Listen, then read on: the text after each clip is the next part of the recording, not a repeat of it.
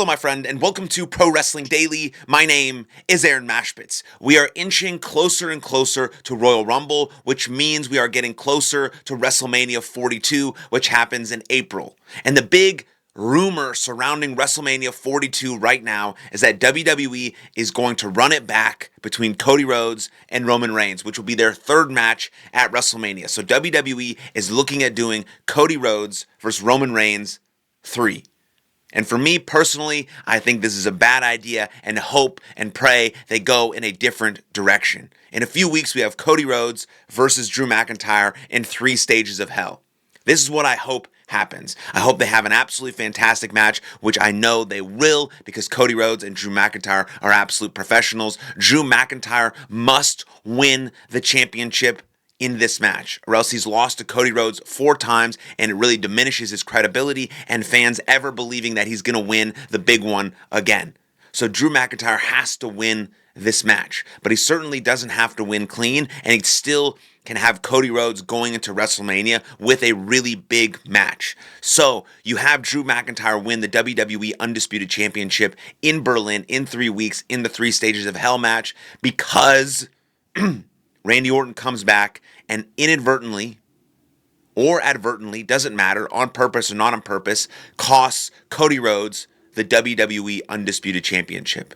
Because every single WWE fan wants to see this legacy feud between Randy Orton and Cody Rhodes. We're fired up about it. And this is the perfect opportunity to give Drew McIntyre the strap. He wins. He's WWE Undisputed Champion. He carries that strap into WrestleMania. We'll talk about his opponent in a second. And then Cody Rhodes still has a massive match because he is the quarterback. He is the guy for WWE right now. He is the top babyface. He does all the press tours and the conferences and the commercials and all these types of things. So they need him to have a headlining match at WrestleMania. And that's certainly against Randy Orton, who doesn't have very many WrestleManias left. We know AJ Styles and Brock Lesnar and potentially Chris Jericho are all retiring this year. Seth Rollins talked about his contract expiring in 3 years. Like, Randy Orton doesn't have much time left.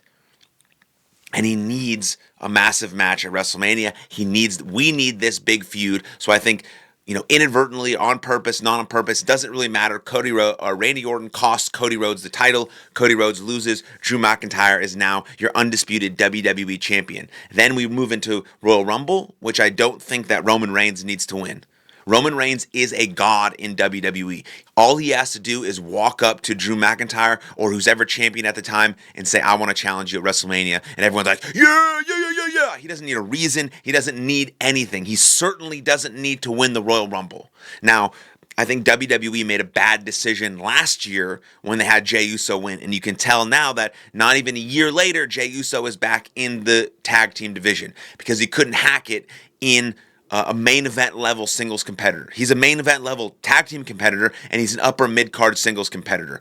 But they made the wrong decision with him winning the Royal Rumble, and it didn't really pan out the way they wanted to. Now, he's super popular and super over, so maybe it was just a good feel-good moment for the fans. Totally okay with that. But now you have, at WrestleMania 42, a marquee matchup of Cody Rhodes versus Randy Orton in Hell in a Cell, let's say, or a ladder match, or some type of stipulation match that really puts both of their legacies on the line. And, of course, you have Cody Rhodes win that match and beat Randy Orton. Then you have Drew McIntyre holding the WWE Undisputed Championship until WrestleMania, and Roman Reigns is the one that challenges him. So Roman Reigns shows up on SmackDown, maybe after losing the Royal Rumble, let's say. Maybe after losing the Royal Rumble, he comes up with some reason that he needs to show up on SmackDown because he needs that WWE Championship back. He needs to be whatever, the tribal chief, whatever. So he challenges Drew McIntyre for the title.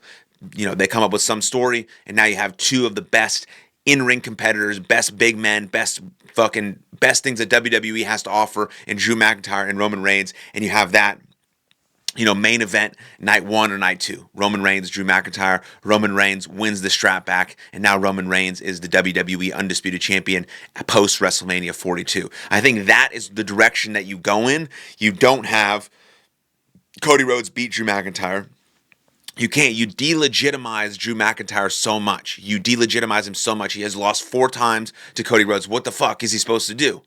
Right? What the fuck is he supposed to do? And so you don't need Roman Reigns to win the Royal Rumble. It's pointless, right? And so I think that's the direction you go. Now the question is, who wins the Royal Rumble? who wins the Royal Rumble, you need a babyface, because I think on January 5th, you're going to see Braun Breaker beat CM Punk. Hopefully. This is the direction WWE needs to go, and we need to have two major title changes in the next few weeks. January 5th, Braun Breaker beats CM Punk, and then in Berlin, Drew McIntyre beats Cody Rhodes. Now, you have Braun Breaker beat CM Punk. Now you have Braun Breaker as the World Heavyweight Champion, rolling in with his group all the way into WrestleMania. Now Logan Paul, Austin Theory, and Bronson Reed all have to have very serious storylines heading into WrestleMania. Maybe it's a six-man tag team match or whatever the case may be, but they need some serious work. And now Braun Breaker carries that title as a heel into WrestleMania 42, which means you need a big-time babyface to win the Royal Rumble. Now we saw LA Knight get absolutely tsunamied through a car, building sympathy, having some time off. He returns in the Royal Rumble, huge pop, LA Knight, yeah, he wins.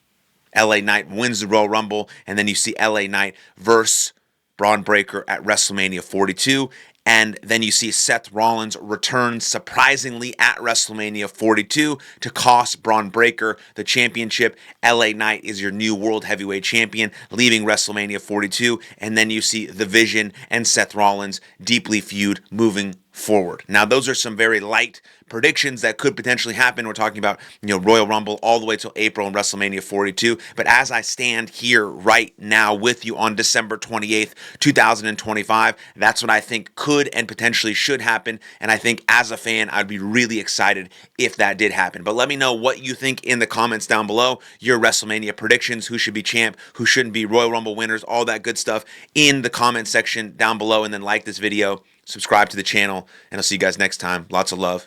Cheers.